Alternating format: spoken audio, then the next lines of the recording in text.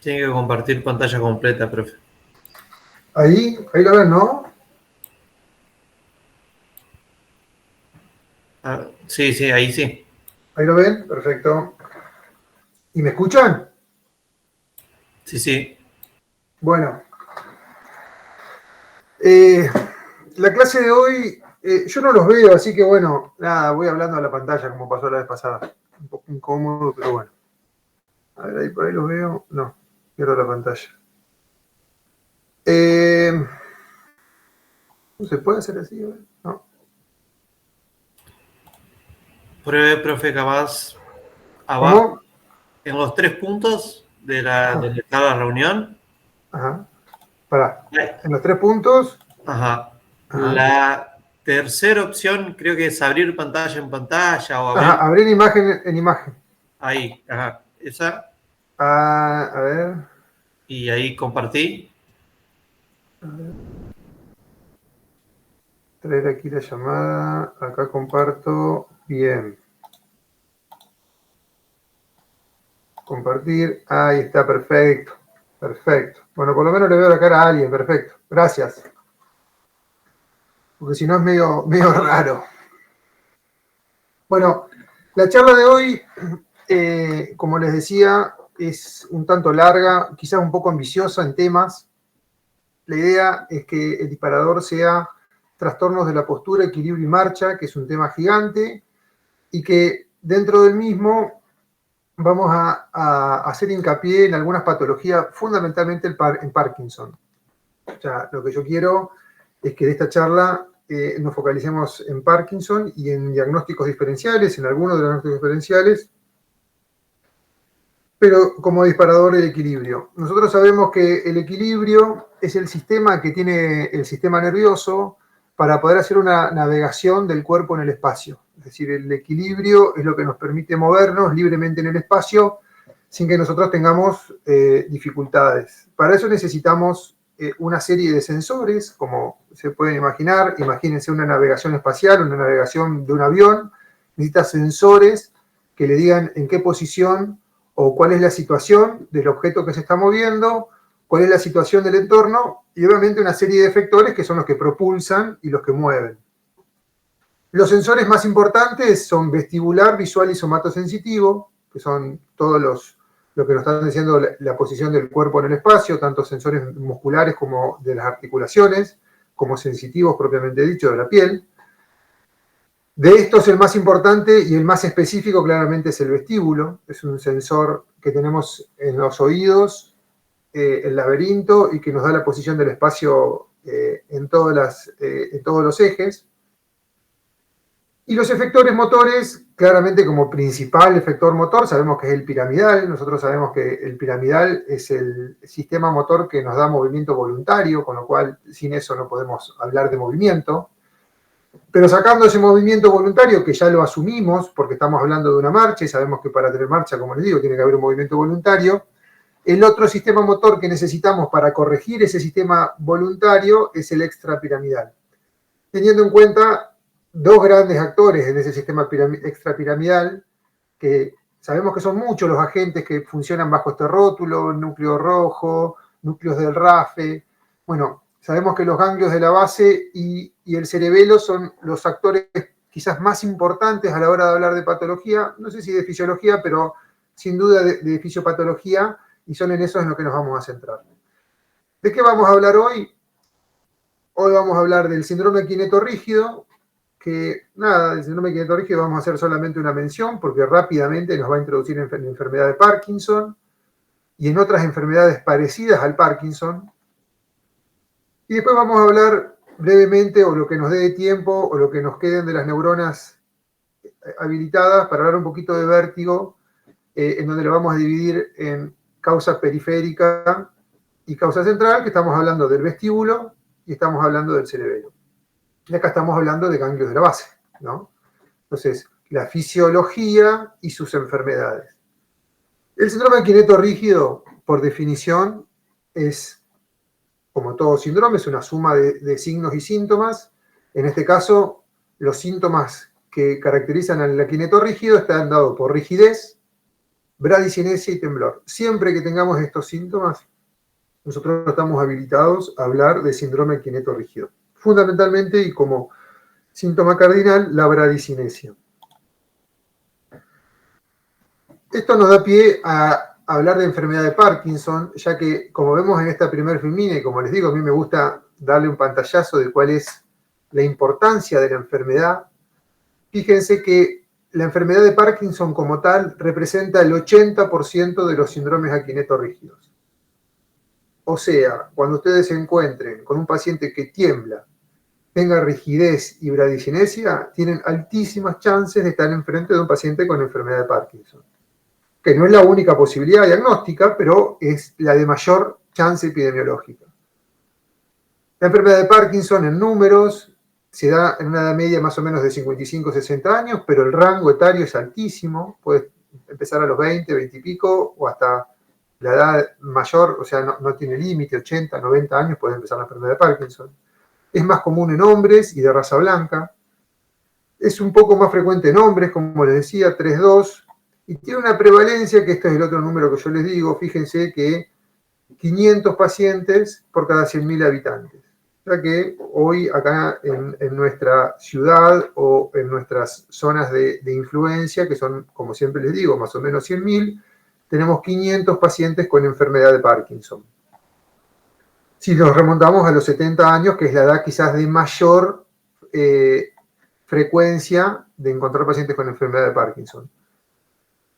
La incidencia anual es 1 cada 1.000 a los 60, 2 cada 1.000 a los 70 y 3 cada 1.000 a los 80, o sea que acá nosotros anualmente estamos haciendo diagnósticos de 100 pacientes por año, 50 pacientes por año de enfermedad de Parkinson.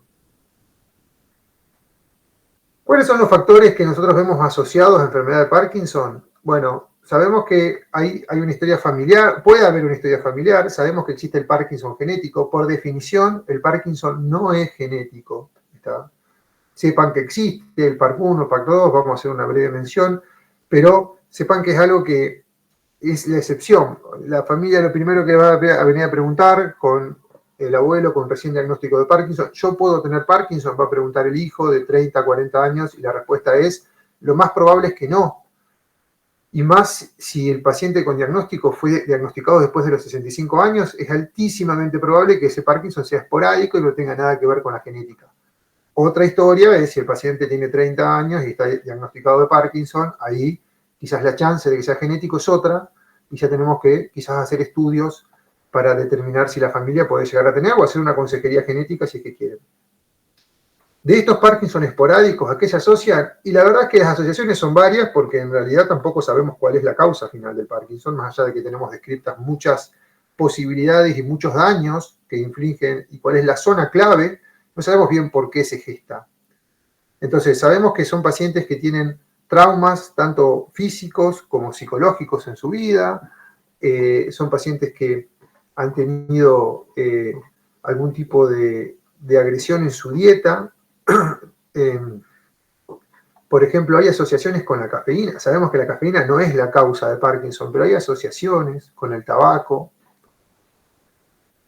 Con respecto al medio ambiente, sabemos que también hay asociaciones con algunos tóxicos que están en el agua o que pueden estar en el piso. Y este varieté de asociaciones y que capaz no tengan nada que ver y que probablemente todos sabemos que, o intuimos que no son más que asociaciones epidemiológicas, es por esto que les digo que en realidad no sabemos mucho de por qué se da la enfermedad de Parkinson. Sí sabemos que se acumula una proteína anormalmente plegada que se llama alfa-sinucleína. Esa proteína se vuelve tóxica dentro de la neurona y se empieza a despoblar una zona que se llama sustancia nigra. La sustancia nigra tiene dos partes, la par compacta y la par reticularis. Bueno, la que se empieza a enfermar o la que significativamente se empieza a enfermar en el Parkinson es la par compacta, que es una zona rica en dopamina y que irriga de dopamina gran parte de los circuitos dopaminérgicos del cerebro. Entonces, al morirse esas neuronas por esta alfa-sinucleína, empieza a deplecionarse de dopamina el cerebro y eso empieza a generar un trastorno motor.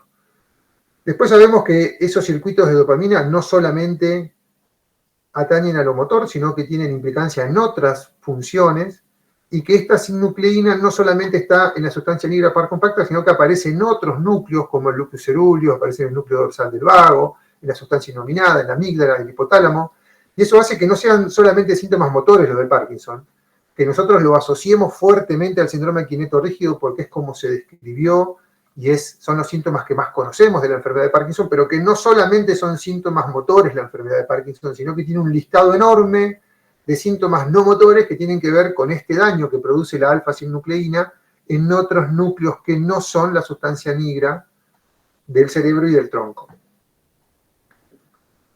Estos alfa-sinnucleína que forman estos famosos cuerpos de Lewy, los cuerpos de Lewy son justamente estos grumos, estos acúmulos de alfa-sinnucleína mal plegada que la neurona no se puede sacar de encima y que se vuelven tóxicos. También se pueden encontrar en la corteza. Sabemos que es lo menos probable y sabemos que la presencia de cuerpos de Lewy en la corteza es lo que caracteriza a otra enfermedad, que es la demencia por cuerpos de Lewy o la frontotemporal. Entonces, vemos que la misma fisiopatología comparte enfermedades, depende de dónde se ubica, no sabemos por qué daña esa zona.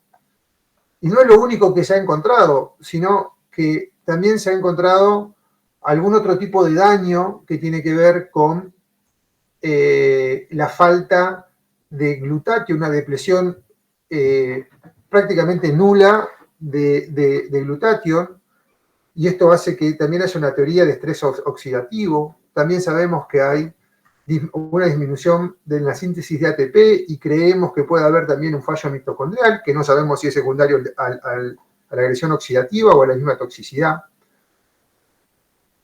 Los daños que se describen en estas neuronas son varios y no sabemos cómo es la cascada que lo produce exactamente.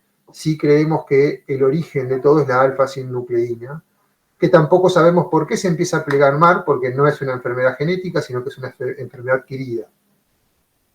Nosotros sí sabemos que cuando las neuronas que forman esta sustancia negra pars compacta se reduce, se ha perdido cerca del 60%, es cuando empiezan a aparecer síntomas motores. O sea que hay todo un prodromo de la enfermedad donde quizás 10, 15, 20 años antes ya se empezó a acumular alfa-sinnucleína en esta sustancia negra pars compacta, venía matando neuronas lentamente de esta sustancia negra, y llega un momento en donde la población dopaminérgica llega a un punto crítico en donde los síntomas motores empiezan a ser evidentes y es donde se hace el diagnóstico. A esos pacientes probablemente uno los interroga sobre síntomas no motores que no los llevaron a consultar porque van a ver que son síntomas menores y muchas veces tienen el 50-60% de los síntomas no motores, pero obviamente consultaron recién cuando tuvieron temblor y torpeza en la mano por la rigidez y no por los problemas de sueño, por los problemas de olfacción, por los problemas en el hábito evacuatorio, que son los otros síntomas por ahí más comunes de la enfermedad de Parkinson. Una breve descripción de la predisposición genética o de los genes, los más comunes, los más descriptos, no comunes porque son muy raros, pero los que más asociamos son el PARC1 y el PARC2, como dos productores de enfermedad de Parkinson. También existe una causa tóxica, y esto fue lo que quizás movió un poco el avispero en el diagnóstico, en la fisiopatología, porque se descubrió que un agente químico, que es el MPTP, que es un agente que se utiliza en la industria textil, genera síntomas iguales a la enfermedad de Parkinson. Obviamente estos pacientes no tienen alfa-sinnucleína en la sustancia negra par compacta, pero deplesionan totalmente la cantidad de dopamina y generan una sintomatología similar y un cuadro clínico similar. Dicho esto y planteándoles la duda sobre la etiología y lo que sabemos, pasemos a la clínica, en donde, como ya les adelanté, hay una serie de síntomas motores y no motores. Claramente los motores son los más característicos y lo que llevan al paciente y a la consulta. El paciente va a venir al consultorio consultándoles o diciéndoles por los síntomas motores, y los síntomas motores más comunes son los que forman el síndrome quineto-rígido, que son bradicinesia, rigidez, temblor y trastornos de postura. clásicamente en el fenotipo de los pacientes con Parkinson hay dos variables. Un paciente más tembloroso, que es un paciente más añoso, que tiene menos síntomas conductuales y corticales, y un paciente más rígido, más con trastornos posturales, con más caídas, que es un paciente que rápidamente asocia enfermedad cognitiva y mental. Nada, una mención. Y dentro de este síndrome motor, nosotros lo que vemos es que el paciente es francamente asimétrico. Entonces el paciente, sospechen si el paciente viene y dice, siento torpe los dos brazos, y ustedes ven rigidez y bradicinesia en los dos brazos. Generalmente el paciente inicia con un miembro y progresa, por ejemplo, si empieza en el brazo derecho, progresa con los meses y con los años a dificultarle el movimiento de la pierna derecha, o sea que empieza por el brazo derecho, va por la pierna derecha y recién después de progresar pasa al hemicuerpo contralateral. Esa es la progresión típica de los síntomas motores, o sea, de la rigidez, bradicinesia y temblor. Empieza por un miembro, después aborda el miembro ipsilateral y después pasa al hemicuerpo contralateral. Claramente de estos síntomas, de los síntomas motores, el que más caracteriza la enfermedad de Parkinson y el que no puede faltar para hacer el diagnóstico es la bradicinesia. ¿Qué es la bradicinesia? Son los movimientos lentos. Entonces el paciente se lo ve lento para moverse, es un paciente que a pesar de que los movimientos son los correctos, o sea, el paciente se va a levantar de la silla, lo hace en un solo movimiento, pero vos ves que hace todo el movimiento extremadamente lento, hasta es más difícil de hacerlo lento, porque se mantiene en el aire un rato, en ese impulso, pero todos los movimientos los hace lento. Hay maniobras donde nosotros hacemos movimientos alternantes, de abre y cierra la mano, no sé si me ven en la camarita, abre y cierra la mano, o el tapering, o el taconeo en el piso, donde nosotros vemos la velocidad con que ejecuta sus movimientos, y claramente son pacientes que no solamente se vuelven lentos, en vez de hacer un movimiento extenso y rápido, hacen un movimiento corto, no pueden abrir toda la mano y hacen un movimiento lento. Y eso nosotros llamamos bradicinesia. Lo mismo en el taconeo, en vez de hacer un taconeo rápido, es un taconeo muy espaciado, abreviado, con pausas. Y eso es la bradicinesia que nosotros estamos buscando. El otro síntoma que tiene que ir acompañado, que generalmente encontramos, es el aumento del tono caracterizado por rigidez. Saben que aumento del tono, hay dos tipos de aumento del tono, la espasticidad y la rigidez. La espasticidad tiene como característica, primero, que aumentan mucho los reflejos, porque es un síntoma de la vía piramidal, y tiene la característica de que mientras más rápido yo quiero mover el segmento corporal que estoy evaluando, más resistencia me opone.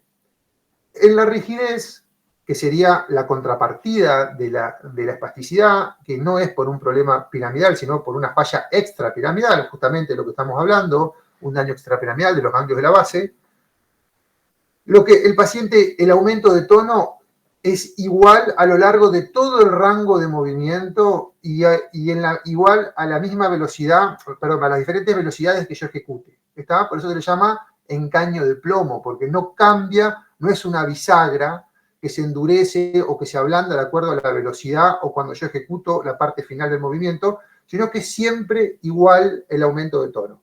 Entonces, vos lo que ves es que lo que tendría que ser muy blandito, yo le digo al paciente, deja blando el miembro superior y yo empiezo a mover los segmentos corporales yo. Lo que tendría que ser un movimiento, un baileteo súper blandito, yo encuentro aumento de la resistencia para moverlo y ahí registro la rigidez. Algunas veces es tan rígido que yo intento moverle la muñeca y apenas logro generar unos grados de movimiento.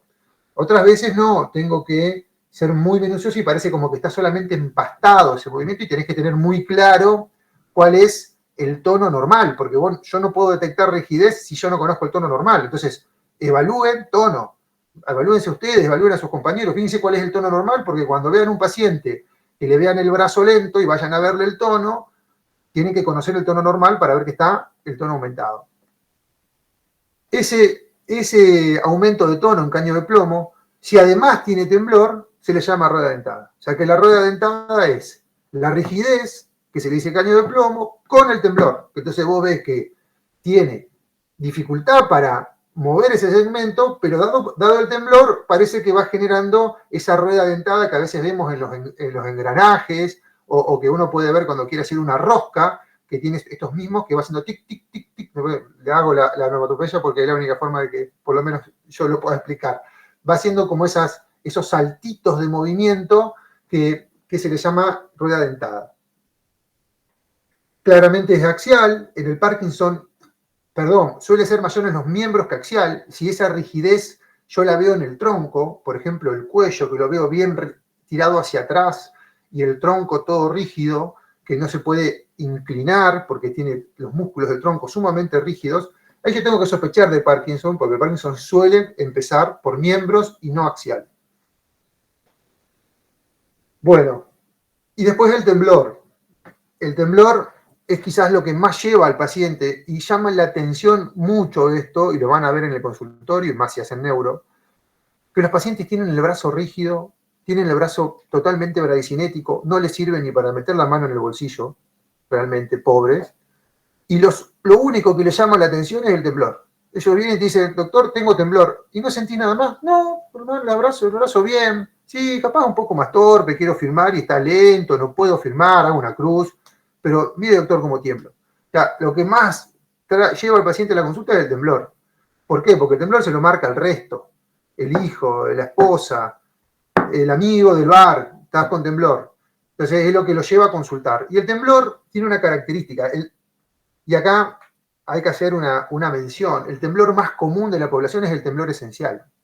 Y el temblor de Parkinson es totalmente diferente. El temblor de Parkinson es un temblor que, como dice acá, bueno, es progresivo y asimétrico. Afecta principalmente la región distal del miembro. Entonces, si fuera proximal, el paciente aletea. Vos lo ves que al paciente hace esto, me quiero alejar un poquito de la cámara, si hace esto, ese temblor lo está haciendo en la raíz del miembro, porque acá tiembla. El temblor distal es esto. A ver, quiero apuntarle a la cámara. Es esto el temblor distal. Es un temblor de las manos, ¿está? Entonces, cuando yo hablo de temblor distal, hablo de temblor de las manos, hace así con las manos, y no esto. Este temblor es proximal, ¿no? Porque lo que está ciclando, lo que está moviendo es el hombro. Puede también mover el codo y hacer esto y esto, pero el temblor de Parkinson característicamente es distal. Entonces, tiene una frecuencia relativa intermedia, no es ni súper rápido, no es un temblor que no te deja caracterizarlo, ni es un temblor lento, sino que es un temblor más o menos de 4 ciclos por segundo. Este es el movimiento, son 4 movimientos por segundo. Y característicamente están los miembros superiores y miembros inferiores. Y recién avanzada la enfermedad, avanza hacia otros segmentos como mandíbula, lengua, cabeza y mentón. ¿Está? O sea, avanzada la enfermedad. Si el paciente viene y dice, doctor, tiembla la cabeza, y vos le ves las manos, no tiene rigidez, no tiene temblor, no tiene bradicinesia, ese temblor no es Parkinson, porque el Parkinson, el temblor axial de la cabeza, aparece avanzada la enfermedad. ¿Está? O sea que después va avanzando, obviamente, que dijimos que ¿a dónde avanza? Primero en el mano, por ejemplo, derecha. Después va a la pierna derecha, después va a la mano izquierda, después va a la pierna izquierda, después va al mentón, a la lengua y a la cabeza. ¿Está? O sea que va avanzando en esto que parece como un reloj. Característicamente, ese temblor aparece en reposo. ¿Está? Fíjense que está marcado en rojo, porque lo dejan acá como una descripción, temblor de reposo, es lo más importante de todo. Si el paciente hace la prueba índice de nariz y ya tiene temblor, ese temblor no piensen que es Parkinson, porque el temblor de Parkinson es de reposo, es un paciente que la prueba índice de nariz la hace perfecta, la prueba de postura la hace perfecta, yo tengo un poco de temblor esencial, la prueba de postura la hace perfecta, ahora vos le dejás las manos sobre la falda, le decís, aflojá los hombros, aflojá los codos, relájate, apoyá la espalda en el respaldo, pensá en otra cosa, yo les hago contar de 100 para abajo, con los ojos cerrados, entonces le digo, cierre los ojos, cuente de 100 para abajo, le empezás a hablar de los hijos, de la vida, y distraído empieza a temblar. Ese paciente tiene un temblor de reposo. ¿Está? El temblor tiene que ser de reposo en la enfermedad de Parkinson. Ahora, si el paciente te dice, doctor, yo tiemblo cuando agarro el vaso en el bar, yo tiemblo cuando quiero llevar mate, ese no es un temblor de Parkinson porque ahí no está en reposo. Toda la descripción que va haciendo no es de reposo. Obviamente que todo esto no es absoluto, hay cierta... ¿Qué pasa? Muchas veces el paciente está en reposo o pareciera estar en reposo, pero está en una postura tónica y sin embargo pareciera estar con los brazos colgando y está ejerciendo una postura. Entonces ahí puede aparecer un poco de temblor y que simule ser de reposo y no es de reposo. Hay que hacer el ojo y todo esto hay que verlo y verlo y verlo y verlo y machacarlo y verlo y ahí uno los ve llegar al consultorio y ya los ves y ya ves el síndrome quineto-rígido desde la puerta. Y después los trastornos posturales. Perdón, una pregunta. Sí. ¿En los casos avanzados sí se presentaría temblores ante el movimiento o no? En los casos muy avanzados. Mira, como regla no. Después puede pasar que el paciente también tenga temblor esencial y tenga las dos cosas. Es más, lo más probable es que si el paciente se queja mucho de temblor, tenga temblor esencial. Porque el temblor esencial es uno de los temblores más frecuentes, hasta el 20-30% de la población tiene temblor esencial. Entonces, que tenga Parkinson no te exime tener temblor esencial y puedes tener las dos cosas. De hecho, muchos pacientes con Parkinson están tratados con temblor esencial. Sí puede ser que ya después que sea un Parkinson muy tembloroso y el paciente ya esté en temblor casi constante y ahí uno podría ver ciertas actitudes y ciertos movimientos con temblores, pero lo normal es que sea en reposo. Bueno, gracias. Bueno, con respecto a los trastornos posturales nos muestran un paciente que cuando está simplemente en bipedestación, es un paciente que está en actitud de flexión, tiene el cuerpo tirado hacia adelante, tiene los brazos flexionados, o sea, todo está como semiflexionado, porque está con el aumento de tono, está con rigidez, las piernas están semiflexionadas, parece que está como por agacharse, postura hacia adelante y brazos flexionados. Y cuando quiere empezar a caminar, muestra una marcha que se llama marcha festinante, que los pasos empiezan como queriendo dar una intención de paso, pero queda pegado al piso. Eso se llama freezing o magnetismo. Después, cuando empieza a caminar con pasos muy, muy, muy cortitos y de muy poca distancia. Es más, en los casos avanzados parece que empieza como zapateando en el lugar. En vez de dar pasos, va avanzando muy, muy, muy poquito. Después, con el correr de ese zapateo en el lugar, los pasos empiezan a adquirir un poquito de distancia, pero son pasos siempre muy cortitos, siempre con el cuerpo hacia adelante y los brazos flexionados, y la cabeza en postura erguida, porque es lo que le permite mantener la postura hacia adelante. Esa es la típica marcha de Parkinson, que es la marcha festinante. Yo tengo acá unos videos que después, si puedo, se los voy a mostrar. Bueno, otros síntomas motores que tiene, bueno, los de la mirada. Característicamente tienen dificultades para mirar hacia arriba. Paciente con enfermedad de Parkinson, uno los hace hacer la mirada voluntaria que siempre evaluamos para ver la parte oculomotora, y cuando miran para arriba, mira para arriba y parece que elevan los ojos un poquito, pero rápidamente encuentran una obstrucción para levantar la mirada, y eso es típico de la enfermedad de Parkinson. Otros síntomas motores son, por ejemplo, la hipofonía. Empiezan a perder caudal de voz porque se rigidiza las cuerdas vocales. La micrografia, que es secundaria a la misma bradicinesia, no pueden dar, nosotros para escribir hacemos como que liberamos la mano y hacemos como un movimiento bastante rítmico y acelerado, eso por la bradicinesia no lo pueden hacer y de golpe hacen la letra muy cuadrada y chiquitita, hacen como, en vez de hacer redondeles, hacen cuadrados. Empiezan con una cialorrea, que es el aumento de la producción de saliva, y con el avance de la enfermedad pueden tener trastornos de deglución o hacer una deglución muy lenta, entonces empiezan a deglutir mal y producen mucha saliva, corolario, están todo el tiempo salivándose y perdiendo saliva por la comisura labial. Los párpados, y esto por ahí es más rápido, empiezan a no parpadear y forma parte de lo que se llama la cara de jugador de póker, el paciente pierde expresión facial y no parpadea. Y después pueden aparecer algunas posturas distónicas como la inversión del pie, la torsión de la mano, pero eso a veces tiene más que ver con efectos adversos del tratamiento o de algunas variantes de Parkinson genético. Los síntomas no motores, que son los que pueden inclusive aparecer años antes de los síntomas motores y son los que nosotros tenemos que interrogar cuando sospechamos que tenemos enfermedad de Parkinson. Hipotensión ortostática, súper común en los pacientes con enfermedad de Parkinson, y más después por los medicamentos que les damos. La dopamina genera hipotensión ortostática, así que no solamente como síntoma propio de la enfermedad, sino por la medicación. Trastornos evacuatorios hacen constipación y vejigas neurogénicas con hiperreflexia de la vejiga, impotencia sexual, sudoración excesiva. Son pacientes que con el aumento del tono están todo el tiempo como con la piel grasosa y sudorosa, y seborrea, que es esto del aumento de la secreción de grasa de la piel y del cuero cabelludo, que es típico también, uno lo ve con la piel brillante todo el tiempo a los pacientes con enfermedad de Parkinson. Pueden aparecer dolores por el aumento del tono muscular. Este es otro síntoma que nosotros tenemos que indagar siempre, la anosmia. Por alguna razón, los pacientes con enfermedad de Parkinson pierden el olfato hasta 10 o 15 años antes. Otro síntoma es la depresión. Los trastornos cognitivos pueden aparecer muy avanzados en la enfermedad. Si el paciente empieza con síntomas de enfermedad de Parkinson y dentro de los 12, 24 meses empieza con síntomas de demencia, sospechen de que sea enfermedad de Parkinson. Probablemente sea otra cosa, que tenga síntomas de síndrome quineto-rígido, que ahora vamos a ver otros diagnósticos.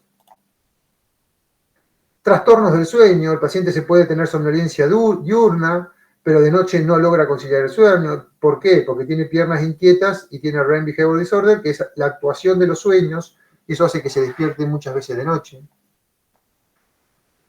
Lo que yo pongo en rojo, el REM Behavior Disorder, la tendencia a la depresión, la constipación y la anosmia, son los síntomas que nosotros hoy sabemos que si nosotros tenemos un paciente con síndrome aquineto-rígido y barajamos la posibilidad de que sea Parkinson, recuerden que el 80% de los aquineto-rígidos son Parkinson, pero el otro 20% no, son otra cosa, son otro diagnóstico.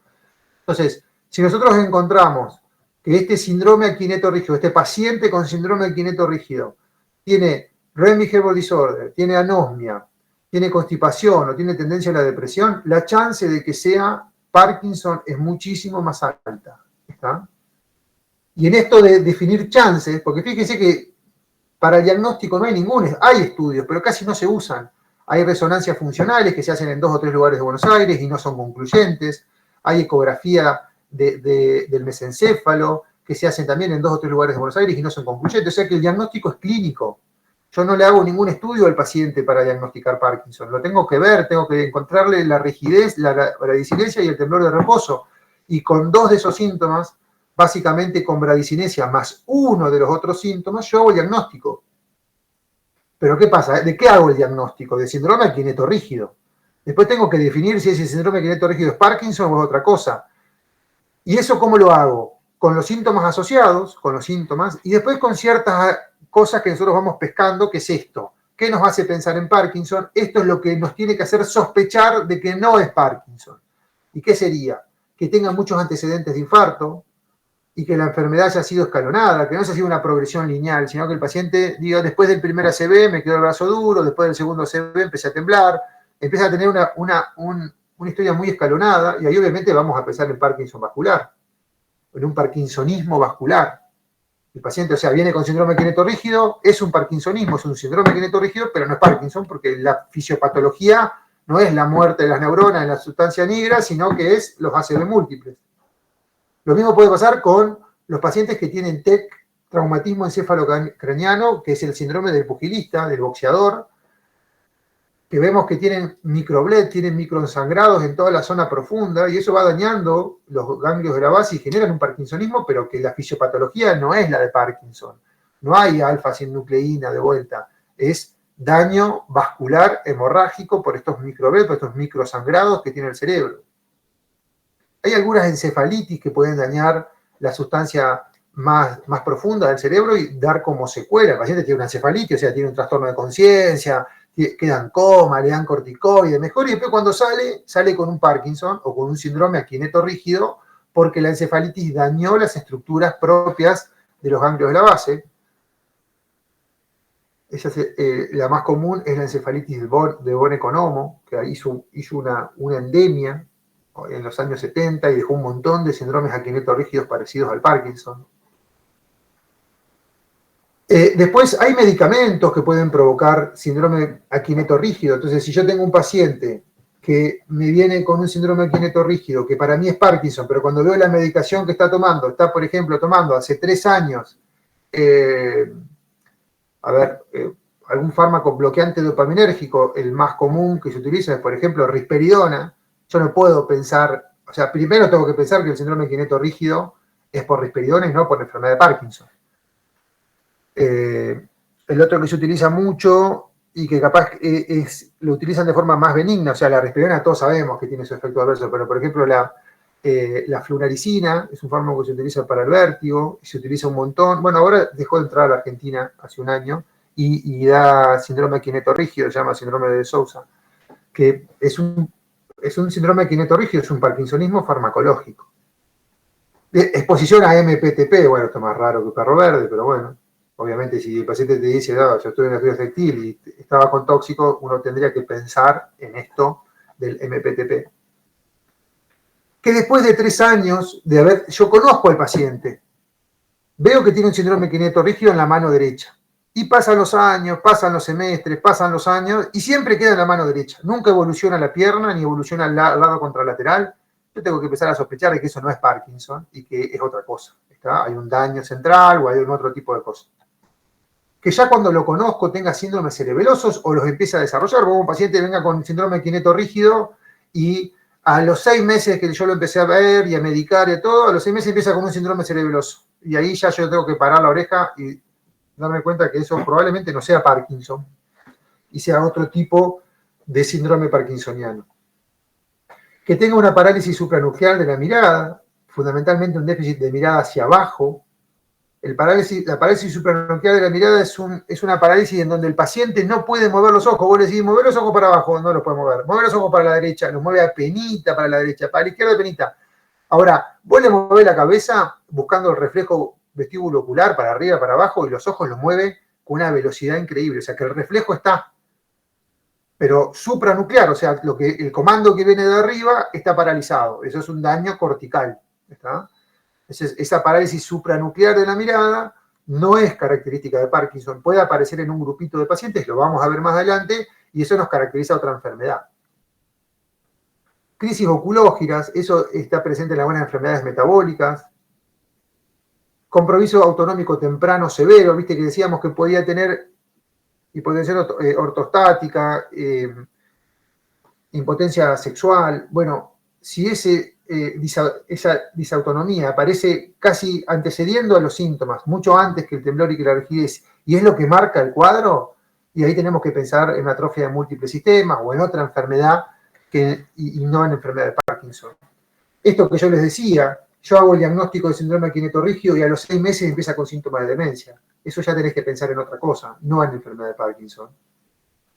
Y el otro punto clave es que yo tenga el síndrome aquineto-rígido, tenga el brazo rígido, lento y tembloroso, le dé levodopa, que es el tratamiento por excelencia, y no responda. Si el paciente no responde a levodopa, eso es extremadamente raro que sea Parkinson. ¿Y qué apoya la enfermedad de Parkinson? Bueno, que arranque siendo de un solo lado. Si yo veo al paciente que empezó con los síntomas en las 2 manos, yo hoy tengo que sospechar más de fármaco que otra cosa. Ahí tengo que explorar bien qué tomó, porque algo de lo que tomó es más probable que sea un Parkinson farmacológico.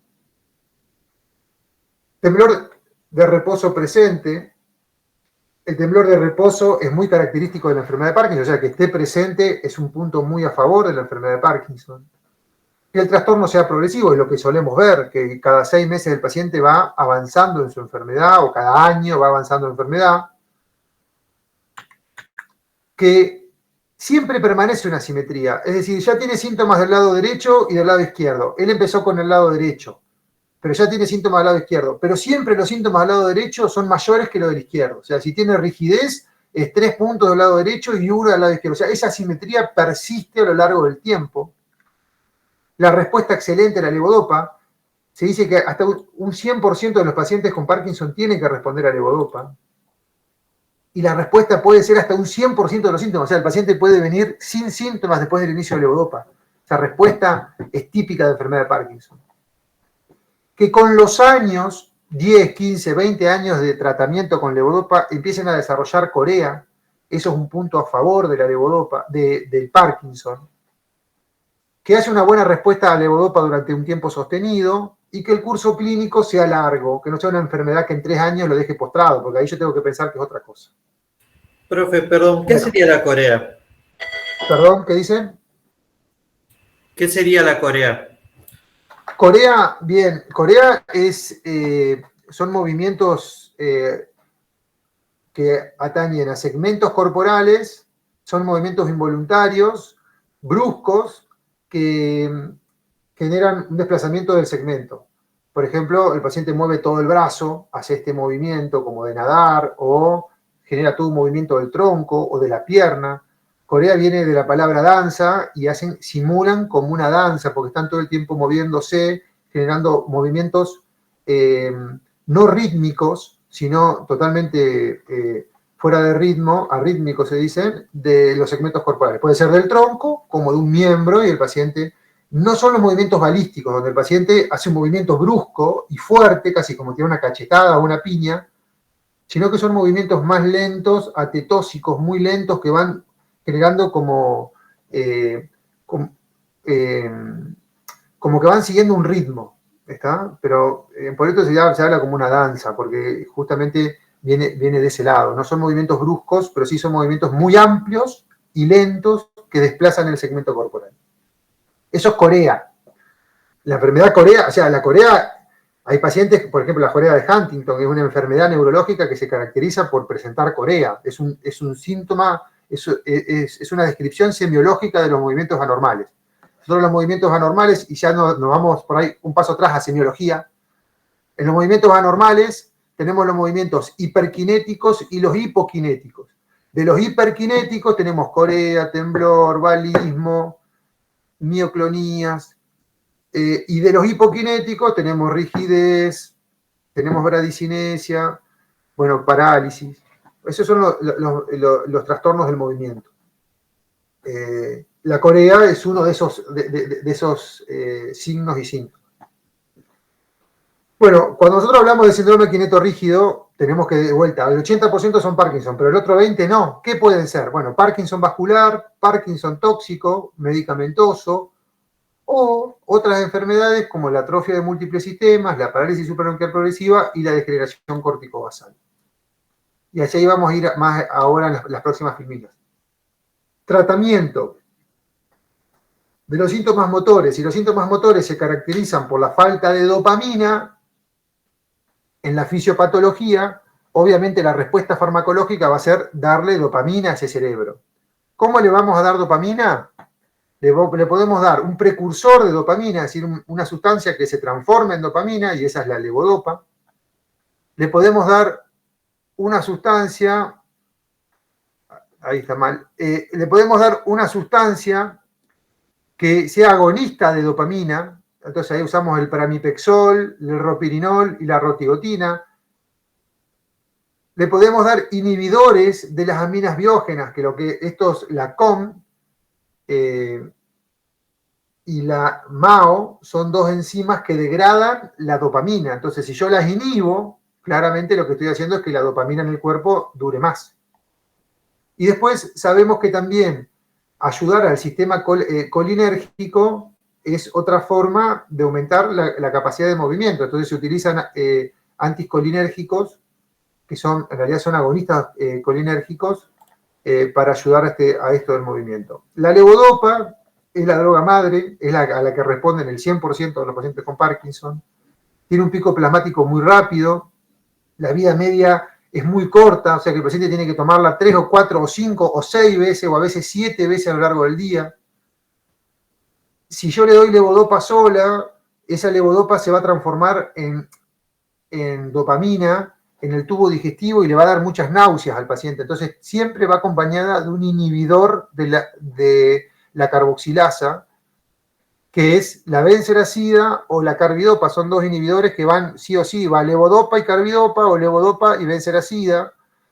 Siempre van en dueto, siempre van así, y es para que la benseracida o la carbidopa inhiba la decarboxilasa periférica para que no se transforme en dopamina en el tubo digestivo y sí pueda llegar al cerebro.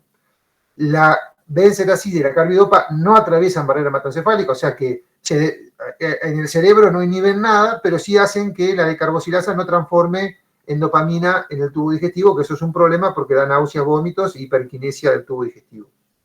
Profe, disculpe, ¿hay alguna que se prefiera sobre la otra? ¿Cómo?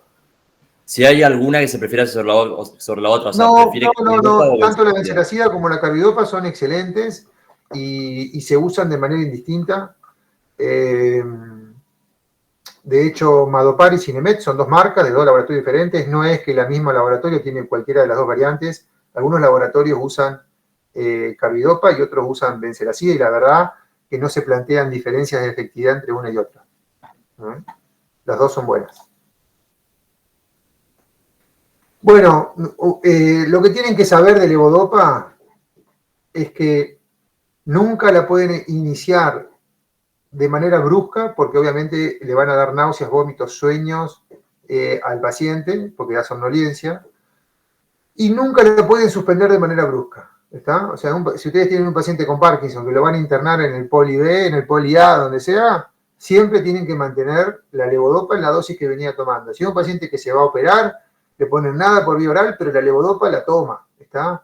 No viene levodopa endovenosa, sí viene, es subcutánea, pero es carísima, no se usa. Así que los pacientes con Parkinson no dejan de tomar la levodopa, ¿está? No pueden dejar de tomar la levodopa. La primera dosis efectiva es más o menos entre 100 y 200. Uno empieza dándole la pastilla de 100 miligramos de levodopa, un cuarto, 2 o 3 veces por día, o sea que le estamos dando 50 o 75 miligramos, y después se va aumentando hasta dosis altísimas de 4 o 5 comprimidos por día, que eso depende de lo avanzado que esté el cuadro en el paciente. Dijimos que si no se usaban agonistas dopaminérgicos, un precursor dopaminérgico como la levodopa, usamos un agonista. Los agonistas son de dos tipos, los ergotínicos, que son derivados del ergot. Estos no se usan, ya se dejaron de usar, porque tienen efectos adversos sobre diferentes tejidos del organismo. Y los no ergotínicos, que son los que se están usando ahora, que son el ropirinol, el pramipexol, y la rotigotina, y la apomorfina como otro. Este es el único que viene subcutáneo, que viene en una lapicera tipo insulina, y se aplica para rescates en los pacientes que quedan frisados. De los agonistas tienen que saber que como grupo farmacológico comparten efectos adversos y que son somnolencia, confusión, alucinaciones, y después pueden dar trastornos en el control de impulsos. Los pacientes se vuelven impulsivos y pueden tener conductas hipersexuales, juegos patológicos o compras compulsivas por culpa de los agonistas dopaminérgicos. Por eso es algo que hay que, cuando lo empezamos a usar, primero, indagar si el paciente ya no viene con un trastorno de control de impulso de base, porque capaz es un ludópata o un sexópata ya de base, y si no lo es, ayudar a la familia a que empiecen a pesquisar esos síntomas si es que los presentan. ¿Está? Lo mismo que las alucinaciones y la somnolencia y la confusión. Pero son fármacos que se utilizan un montón, pero cada tanto se ven. Yo tuve un paciente que su trastorno de control de impulso era pescar. No podía, dice, yo me levantaba a las 4 de la mañana, agarraba la caña, encima vivía a 2 cuadras del río, me iba al río, y si no iba al río me sentía mal, me sentía como que estaba faltando, me sentía como en una falta, y bueno, obviamente ante esa conducta se interpretó como falta de control de impulso, y se le suspendió la medicación y controló, ya la pasaba mal, porque decía, no puedo, si yo levanto la caña y me voy, me siento con culpa de que me estoy yendo y no estoy pescando. O sea, no podía controlar la idea de ir a pescar. Bueno, por lo menos no era tan grave, ¿no? No era juego ni sexualidad, pero le estaba complicando la vida. Bueno, las dosis son un detalle, se las dejo acá, no vamos a hablar de esto porque se está haciendo medio largo y nos queda un montón. Bueno, rasagilina, que es inhibidor de MAO, es un fármaco de un efecto muy leve, o sea que tiene casi muy poco control de síntomas y se utiliza al inicio de la enfermedad. Rápidamente hay que conjugarlo con otras drogas porque tiene problemas por lo suavecita que es, digamos, es un efecto muy suave. Entonces rápidamente hay que combinarla o con un agonista o con levodopa porque uno va a ver que viene con rigidez, le doy la rasaquilina y el paciente no respondió nada, sigue con la rigidez, así que le tengo que sumar fármacos. Son pacientes que van sumando fármacos.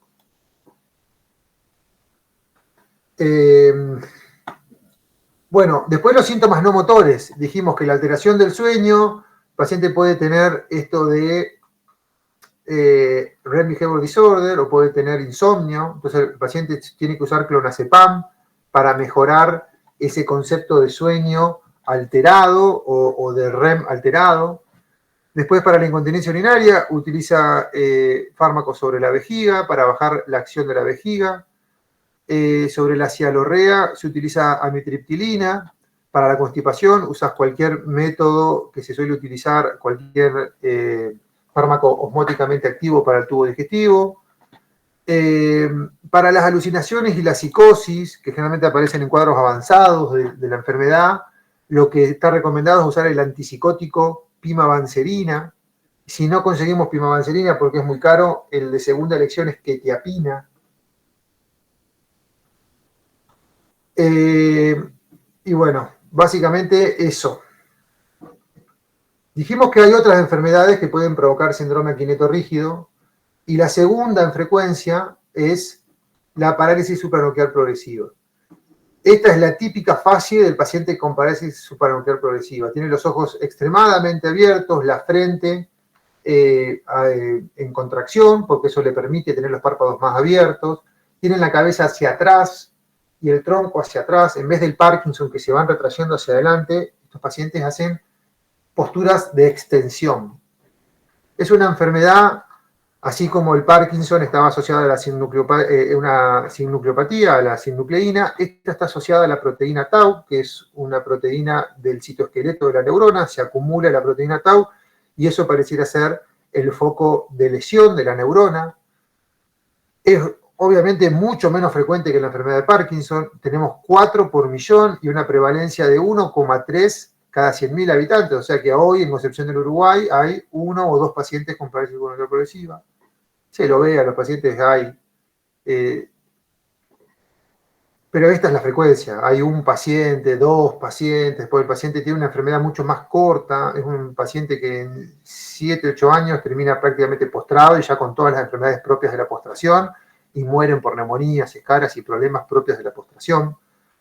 Es una enfermedad que empieza en pacientes mayores de 65. Esto que les decía es una supervivencia mucho más corta. Así como el Parkinson suelen durar 10, 15, 20 años sin prácticamente problemas o con problemas llevaderos, estos pacientes en 6 años quedan postrados y sumamente afectados.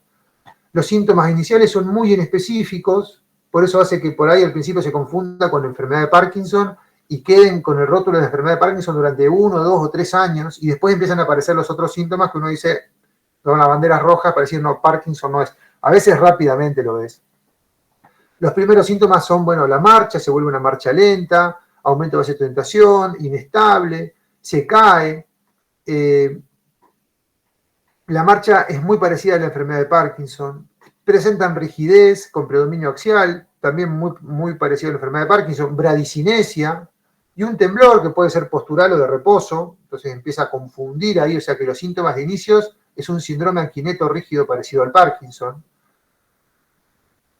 Pero es un paciente que rápidamente, así como el paciente con enfermedad de Parkinson, pasan 5, 6, 10 años y no se cayó nunca, o si se cayó fue porque se tropezó, porque nada, una caída que le puede pasar a cualquiera, pero no se cae por la enfermedad. Este paciente rápidamente empieza a caerse. Y las caídas, en vez de ser hacia adelante, como se cae el paciente con enfermedad de Parkinson, se caen hacia atrás. No pueden explicar por qué, pierden la base de sustentación y terminan de espalda en el piso. O sea que los reflejos posturales se pierden muchísimo más rápido que la enfermedad de Parkinson y son mucho más precoces. Otra característica es que rápidamente empiezan a tener trastornos del lenguaje. Se empiezan a poner más lentos para hablar, esa bradilalia, que en la enfermedad de Parkinson lo que aparece en el lenguaje o en la articulación de la palabra es una hipofonía. El paciente pasan 5, 10, 15 años, habla fluido, pero hipofónico, habla bajito. En cambio, este paciente se empieza a hablar muy lento, empieza a tener toda una forma de hablar lenta, tiene trastornos de comportamiento, empieza a tener trastornos de agresividad, empieza a tener trastornos de ansiedad. Y lo que empieza a caracterizar es esto de la motilidad ocular. Así como en el Parkinson, lo único que podemos aceptar como enfermedad de Parkinson es que no puedan mirar hacia arriba, acá el paciente empieza a mover los ojos cada vez más lento. Y vos lo ves que cada vez que viene con los ojos en mirada fija. Y vos te movés por el consultorio, el paciente siempre te habla, vos, perfecto, pero siempre con la mirada hacia adelante. Entonces vos le empezás a evaluar los ojos y ves que los movimientos de seguimiento son muy, muy lentos. O sea, los movimientos voluntarios son muy, muy lentos. Ahora aparece un ruido del costado y los ojos se van. Ahora vos le decís, movés los ojos y los mueves muy lentos. Y empieza a perder la capacidad de moverlos hacia abajo. Después ya no los puede mover para ningún lado, pero empieza a moverlos hacia abajo. Eso hace que empiecen a tirar la cabeza un poquito para atrás, porque eso le genera un poco de descenso de los ojos automático y hace que los ojos no queden tan elevados, porque si no pierden el registro del piso. Bueno. No son conscientes los pacientes de esto, ¿no? Perdón, que no te escuché. No son conscientes los pacientes de esta lentitud, sí. No, porque adaptan todos sus movimientos para seguir teniendo una vida lo más normal posible. Por ahí la familia sí lo ve, che, no mueve los ojos, yo lo veo que está siempre con la mirada fija, pero el paciente empieza a mover la cabeza, en vez de mover los ojos, mueve la cabeza, ya se venía moviendo lento per se, entonces no es algo que diga, no puedo mover los ojos, pero sí se nota, o sea, a veces el familiar niega un montón de cosas y no ve un montón de cosas, pero el médico lo ve claramente en la consulta, más si vos ya lo estás mirando. Si vos ves un paciente que ya le hiciste kineto rígido, que ya por las primeras cositas empezaste a dudar, y vos ya sabés que tenés que empezar a mirar. Yo, cada vez que viene un paciente que no sé si tiene Parkinson o no, porque lo conocí hace 6 meses, le tengo que mirar los ojos sí o sí. ¿Está? Le tengo que mirar la motilidad ocular porque es lo que me va a dar información. Tengo que ver cómo está la postura del cuerpo, tengo que ver la rigidez, tengo que ver los reflejos, tengo que ver cómo está su estado cognitivo, si se pierde, si no se pierde. Entonces esas cositas lo vamos viendo. Y el síntoma, quizás el signo clínico más característico de la parálisis supranuclear progresiva, es que empiezan a hacer una falla como si fuera del bulbo. El bulbo que nos da la capacidad de hablar, de deglutir, nos permite generar la motilidad de la cara y de la lengua. Entonces el paciente empieza a fallar en todo eso. Es un paciente que empieza a tener trastornos de deglución rápidamente, la disartria precoz, la alteración de la motilidad lingual. Y lo que hacen es que tienen expresiones de llanto y de risa, pero sin contenido. Entonces el paciente por ahí está hablando con vos, le hace un gesto como de llanto, le dura 2 segundos y para, después de golpe se ríe. Esa es la habilidad emocional vacía que ejecuta movimientos de la cara, pero sin que la corteza se lo mande, lo hace el bulbo solo, como que se está desaferentando el bulbo de la corteza. Lo que vemos en la resonancia, así como en la enfermedad de Parkinson no se ve nada, yo pido la resonancia de mejor carácter, bueno, sí, pido resonancias funcionales, sí, pero una resonancia común no nos va a mostrar nada. En la parálisis supranuclear se ve atrofia del mesencéfalo, atrofia del pedúnculo cerebeloso, y eso hace que aumenten las cisternas y se forme este signo, que es el signo del colibrí. Fíjense que se atrofia el mesencéfalo, no sé si ven el cursor del mouse. Sí, se ve perfecto. Se atrofia el mesencéfalo y eso forma el signo del colibrí. Y acá la atrofia de los pedúnculos cerebelosos superiores, que hace que se aumenten las cisternas, aumenta el cuatro ventículo, aumenta la cisterna ambiens, aumentan todos los espacios subaracnoides peritroncales, porque se atrofia el mesencéfalo y se atrofia el pedúnculo cerebeloso superior.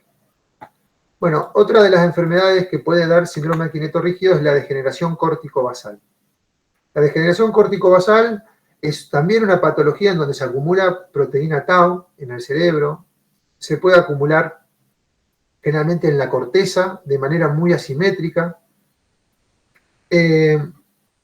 afecta tanto lo extrapiramidal como lo cortical, y acá es un paciente que característicamente empieza con síntomas extrapiramidales, por ejemplo, rigidez, bradicinesia, trastornos de postura, pero rápidamente, dentro de los 12 meses, empieza a tener trastornos corticales, que son los síntomas de demencia. Son pacientes que aparecen después de los 65 años, cerca de los 70, y es muchísimo más rara inclusive que la PSP. Es el 5% de los parkinsonismos. O sea, después de Parkinson, parálisis supranuclear progresiva, después viene atrofia de múltiples sistemas y después la degeneración corticobasal, que como característica es un paciente, como les digo, que tiene síndrome aquineto-rígido, pero sumado a demencia. Es un paciente que rápidamente desarrolla demencia.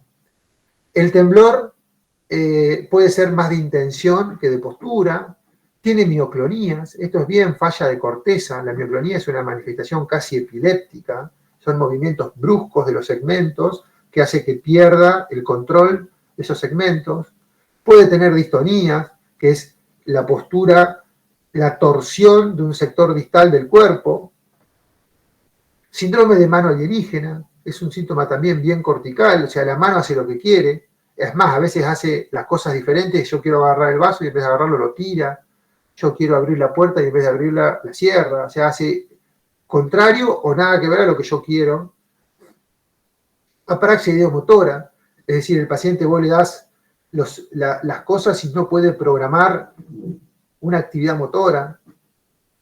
Bueno, trastornos sensitivos corticales, toda la falla cortical. Es bien asimétrica y tiene trastornos corticales y aquinetorrígidos. Y esta quizás es la que le sigue a la parálisis bronquial progresiva, que es la atrofia de múltiples sistemas. Es un poquito más frecuente, está un poquito por debajo de la PSP.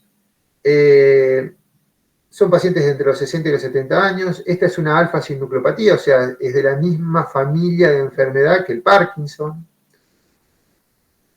Y combina una serie de variables, que son la falla de los ganglios de la base, la falla autonómica y la falla cerebelosa. Y el paciente empieza con todas esas fallas.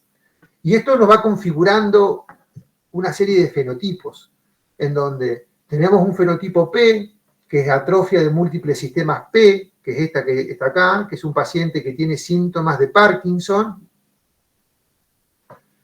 inclusive hasta con mejoría de levodopa. Este es el paciente más difícil de distinguir de la enfermedad de Parkinson. Y después tenemos una variante C, que es una variante que tiene síndromes cerebelosos y un mix de síntomas de Parkinson. Este paciente rápidamente sabemos que no es un paciente con Parkinson. A mí me pasó ahora, el año pasado, de recibir un paciente inicialmente yo lo vi y era un síndrome aquineto-rígido, pero que ya veías que no era enfermedad de Parkinson, porque en vez de ser apendicular era bien axial, ya tenía disartria, tenía la postura hacia atrás. No sabía qué parkinsonismo era, pero claramente no era Parkinson. Obviamente probé con levodopa inicialmente para ver si los síntomas de Parkinson mejoraban, no solamente para definir y ayudarme a definir la enfermedad, sino para ver si mejoraba la sintomatología del paciente. El paciente no mejoró nada. Y en la segunda, tercera consulta, yo los veo cada 4 o 5 meses para ir dándole tiempo a todo esto, me empezó a presentar síntomas de cerebelo. Y ahí, empezando a indagar un poco más, el paciente empezó a sentirse cada vez más incómodo por su hipotensión ortostática. El paciente no se podía parar de la silla porque se le desplomaba la presión. Y es el típico paciente con atrofia de múltiples sistemas. Es un paciente que tiene síntomas disautonómicos, síntomas parkinsonianos, síntomas cerebelosos.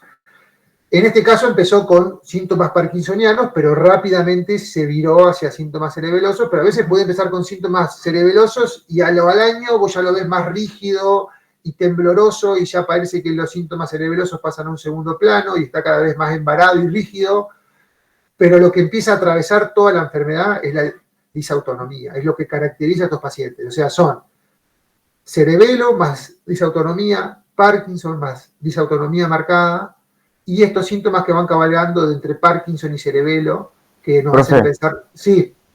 Tengo una duda ahí, porque en el de múltiples sistemas P, vos le das levodopa y va a mejorar la rigidez y la bradicinesia. Sí. ¿Y ahí cómo haces para hacer es el seguimiento. Es el seguimiento. Por eso la normativa es que vos no podés asegurar que un paciente con síndrome aquineto-rígido tiene enfermedad de Parkinson hasta que no lo conocés por lo menos por 2 años.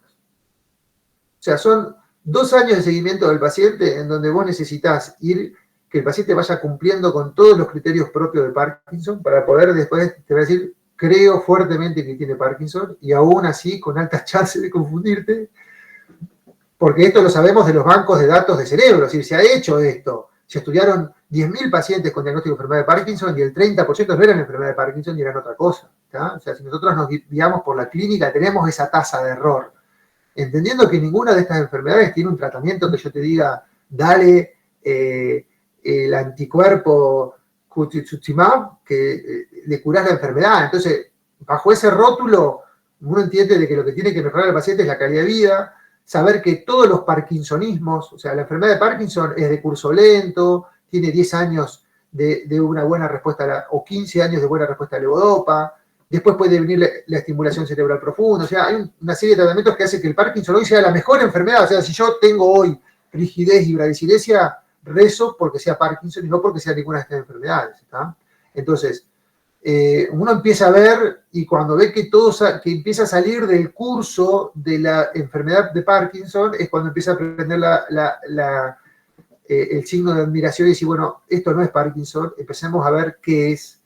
A veces llegás al diagnóstico y otras veces terminás concluyendo que es un parkinsonismo y no le podés un Parkinson Plus, o a veces empezás a sospechar de que el paciente tiene más de una enfermedad, porque el paciente que por 2 o 3 años lo seguiste y te parecía enfermedad de Parkinson y al tercer año empieza con demencia y vos decís, la puta madre, ¿qué es Parkinson? Y sumó un Alzheimer, porque a los 70, 75, 80 años podés sumar Alzheimer también. Entonces podés tener la conjunción de 2 enfermedades, pero bueno, lo que vos sabés es que no le estás negando.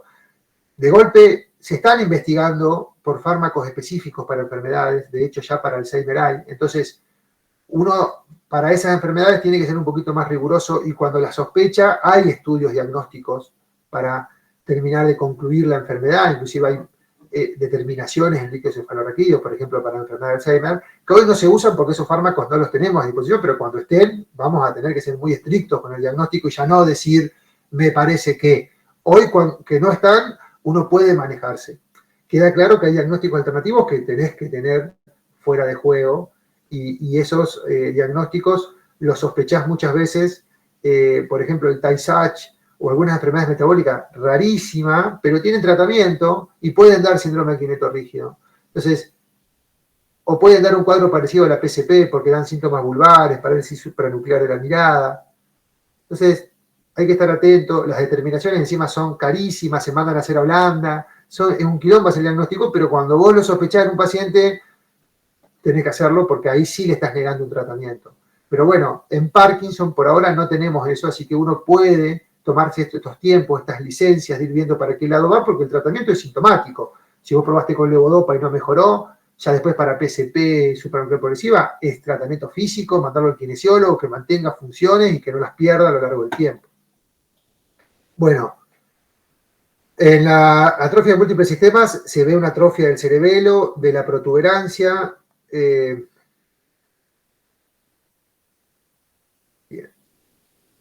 El signo de la cruz se ve en la protuberancia. Bueno, y rápidamente, para no robarle más tiempo, ya llevamos 1:10 de charla, ya sus neuronas deben estar acumulando alfa-sinucleína, así que vamos a la corta. Vértigo es la segunda consulta neurológica de guardia. O sea, es súper frecuente, lo van a ver un montón. Y se hace más frecuente con la edad. Nosotros sabemos que el sistema vestibular, que es el que nos da el equilibrio, está dado por un sensor que se llama laberinto, que tiene 3 conductos semicirculares que funcionan como ejes en todas las posiciones, en todos los ejes posibles, hacia los costados, de atrás para adelante y de arriba para abajo. Este sensor genera 2 reflejos, que son los reflejos oculares y los reflejos espinales, lo que nos permite mantener la cabeza en una postura erguida, los ojos en postura correlacionada con el horizonte y la postura del cuerpo para defender lo que pueda salir de la verticalidad y la horizontalidad, es decir, adaptar el cuerpo para siempre mantenernos erguidos. Estas son las conexiones que tiene el sistema vestibular con la corteza, con los ojos y con la médula espinal para mantener la postura.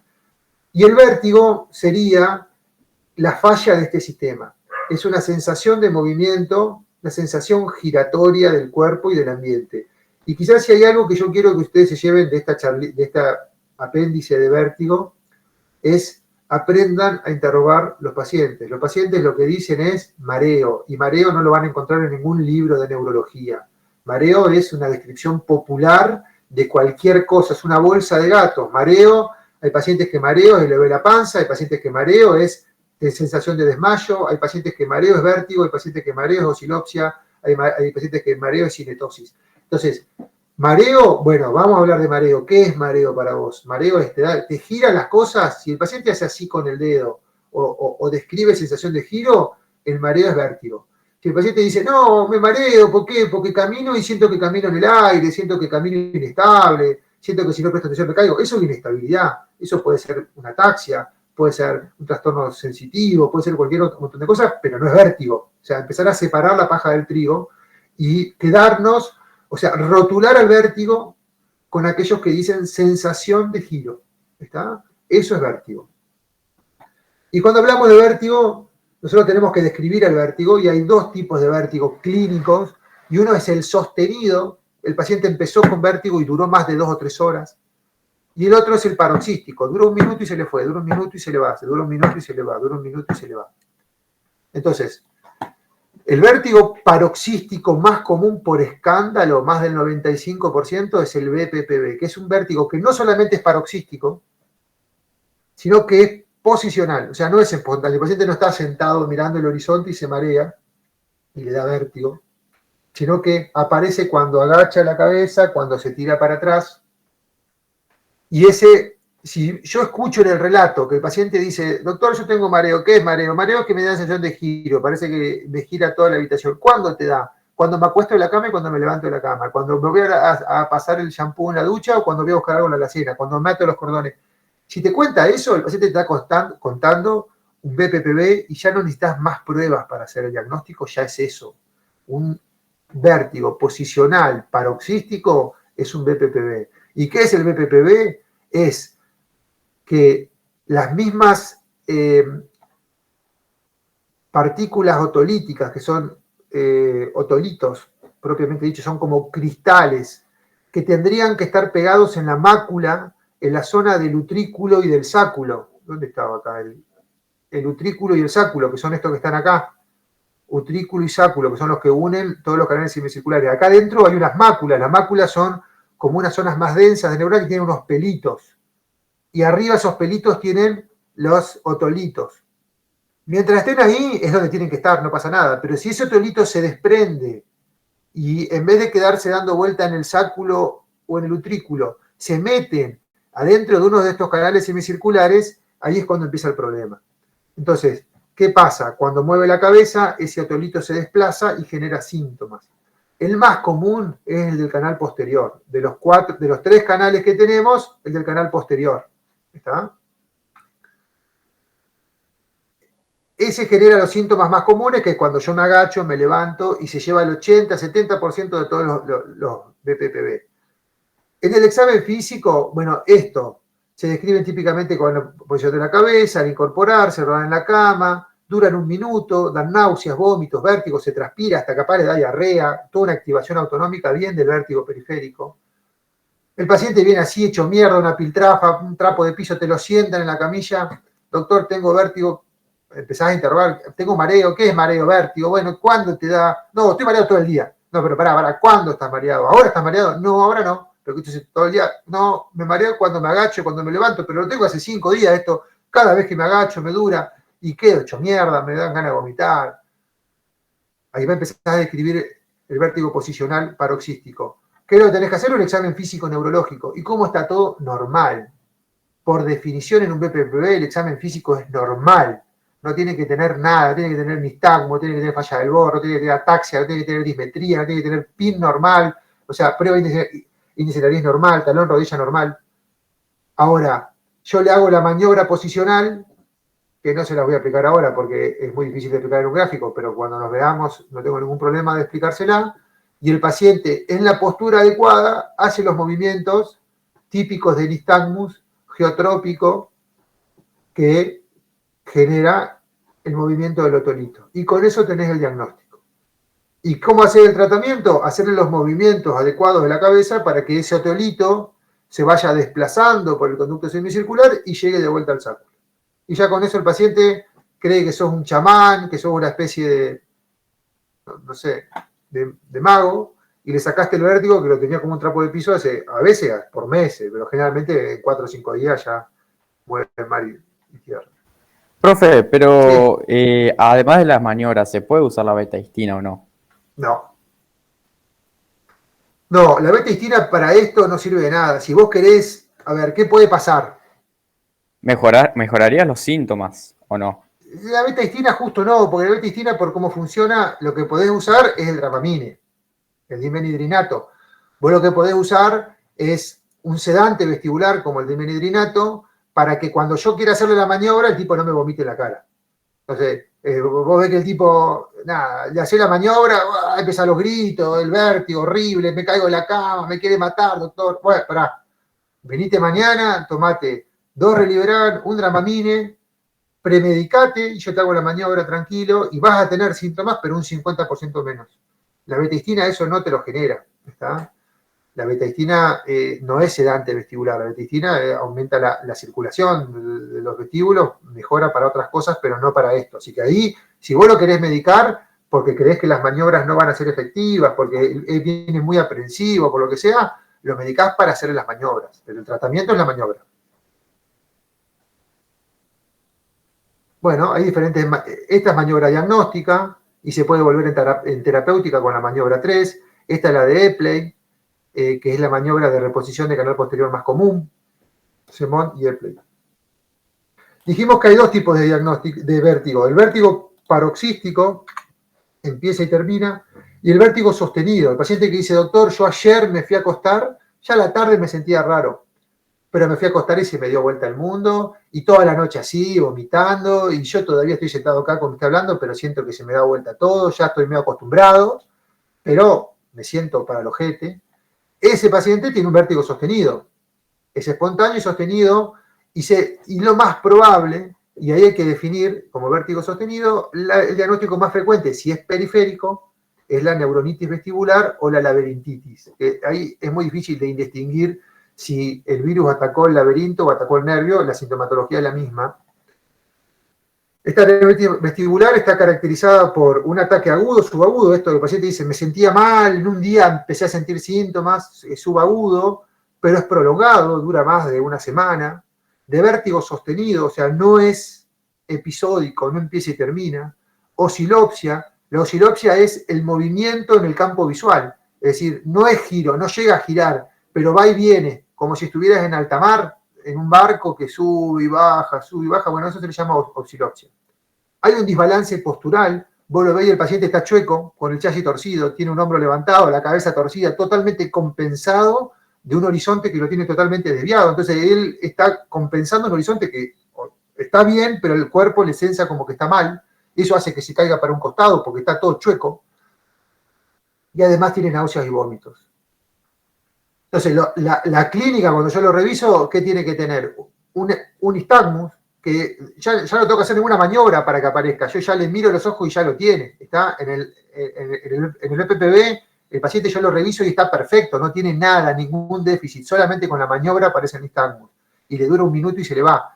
En cambio, en el paciente está sentado hablando conmigo, contándome qué le pasa, y yo ya le voy mirando los ojos y ya veo que tiene el nistagmus. O sea, no le hice nada y tiene el nistagmus espontáneo. ¿Está?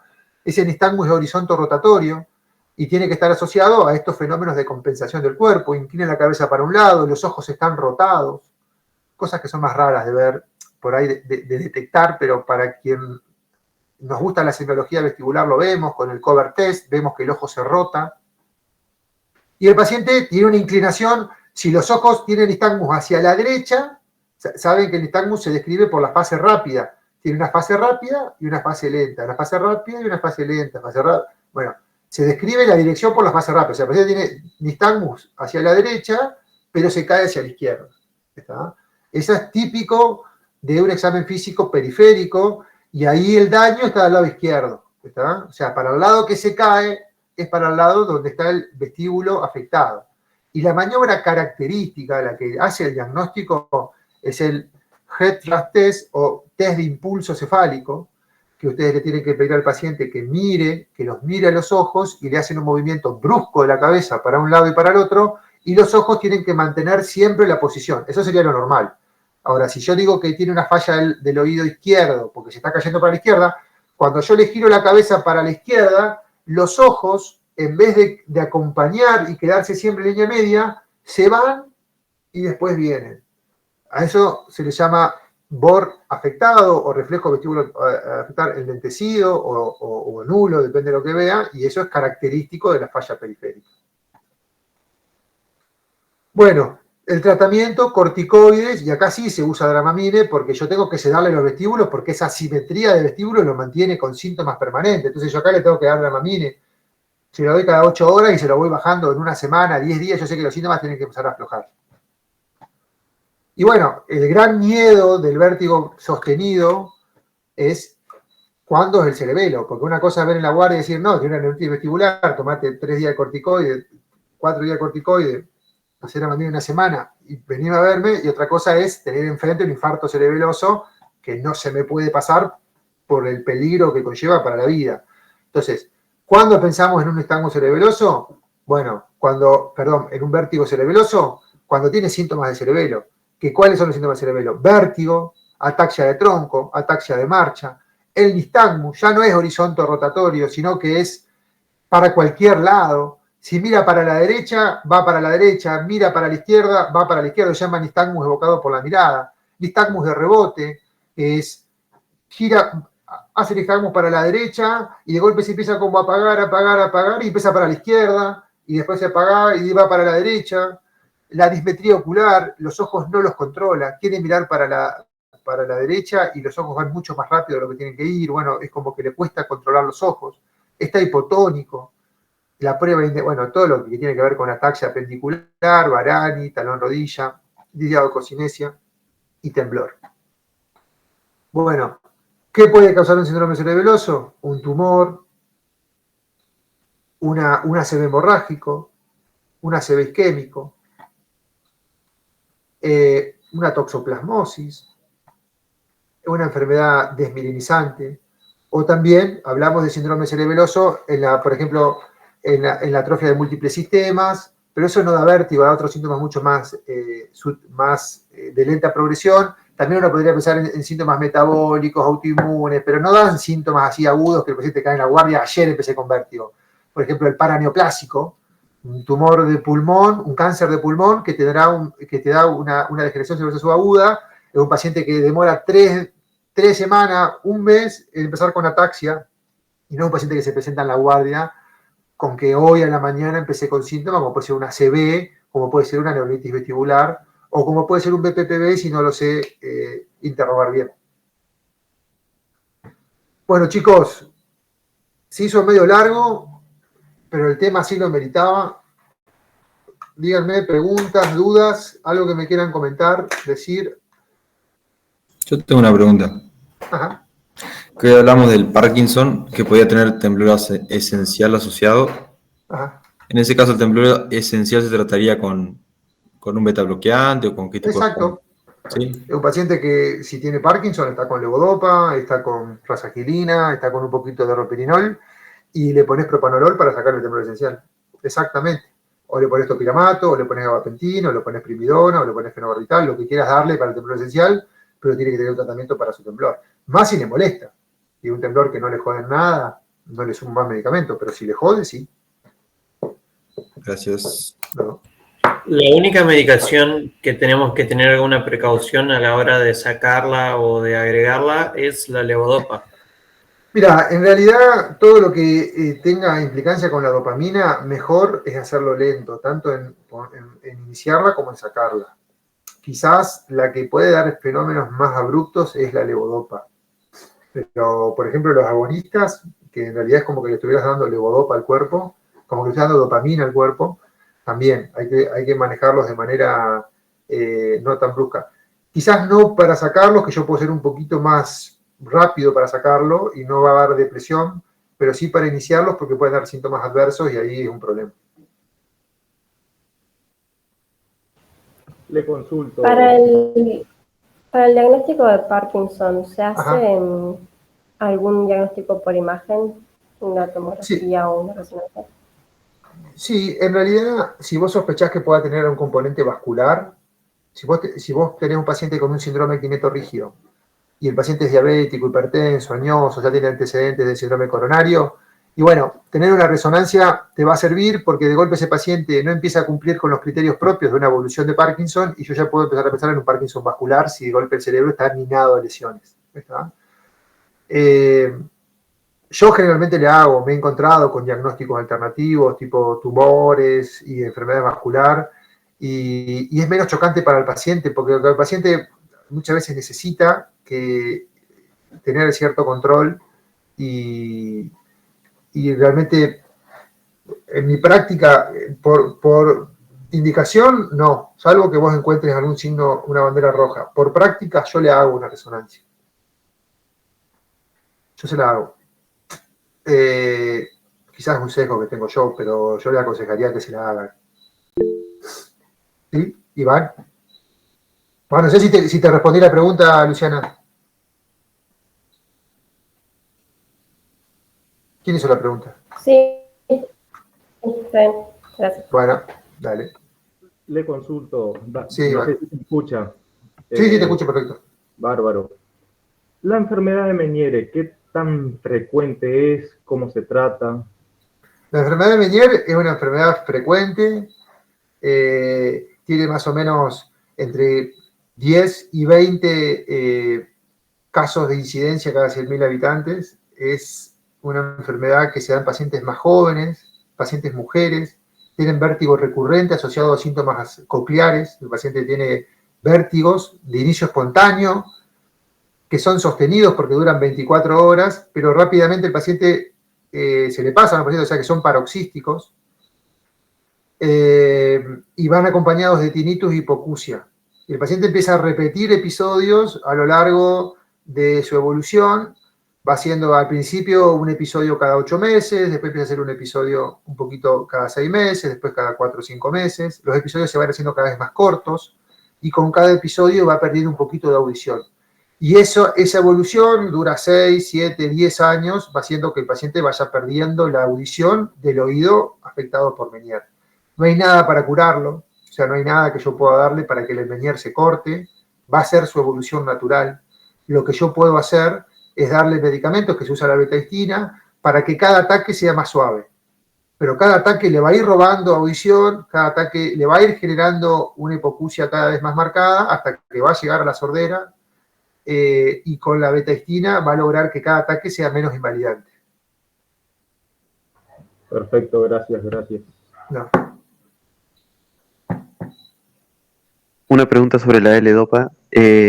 A la hora de tener que aumentar o disminuir dosis, mi pregunta es, ¿se hace en un tiempo de cada mes? ¿Se puede cambiar la dosis? ¿Y cuánto se cambia? ¿Se cambia de a 10%, 50%?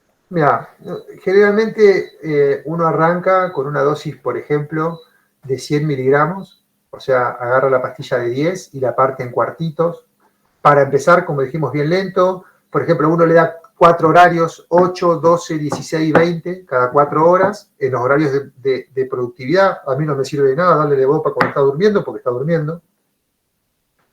Y al principio le decís, bueno, toma un cuartito a las 8 por una semana. Después un cuartito a las 8 y un cuartito a las 16 por una semana. Después un cuartito a las 8, a las 12 y a las 16 por una semana. Y después un cuartito cada 4 horas. Y ahí yo lo veo. Si al paciente le falta un poco de dosis, por ahí le transformo los cuartos en medio. Por ejemplo, le doy medio, cuarto, medio, cuarto. Y lo espero un mes y veo cómo está. Generalmente las evoluciones son al mes de cuando ya llegó a la dosis plena. Entonces, yo le voy subiendo la dosis y cuando ya llegue a la dosis que yo quiero llegar, espero un mes de esa dosis y ahí lo reevalúo. Eso sería la indicación. Y generalmente va subiendo de a 25 miligramos, 50 miligramos y ves que se la banca muy bien.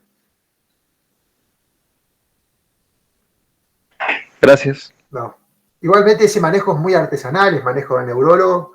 Nadie le va a hablar de posología de levodopa porque es bastante artesanal. Es como hablar de posología del Sintrón, es decir, lo vas manejando con cada paciente, no hay una posología única. Lo que sí tienen que saber es que la vida media es corta, o sea, si yo le doy levodopa media pastilla a la mañana y media pastilla a la tarde, nada, estoy haciendo cualquier macana farmacológicamente. O sea, el paciente tiene que estar tomando cada 5 horas como mucho al principio y después, cuando la enfermedad ya tiene 10, 12 años, seguramente está tomando cada 3 horas. o cada 2. Profe, ¿y la betaistina para el síndrome de Meniere es 1 por día? ¿O cómo lo vas administrando?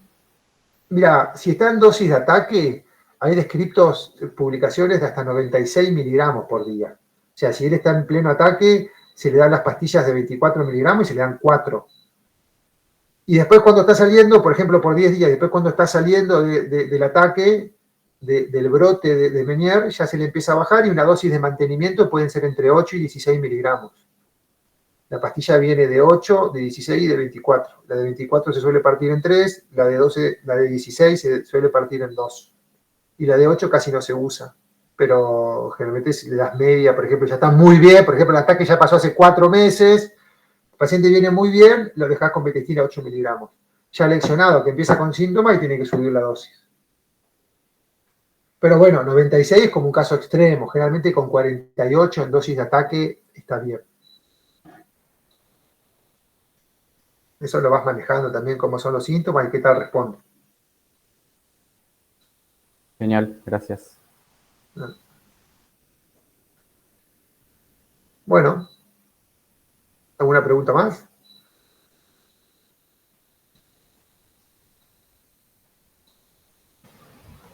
Bueno, Ulises, entonces, como les digo siempre, si surge alguna pregunta de algo, me la hacen llegar, saben, por ahí si tienen mi mail, y no se los dejo, falconicolás@hotmail.com, y si no, en el próximo encuentro la formulan y la charlamos, no hay ningún problema. Así que bueno, ya los saludo, se hizo medio largo, pero interesante, por lo menos a mí. Así que les dejo un saludo y que tengan buen fin de semana. Gracias, Gracias, profe.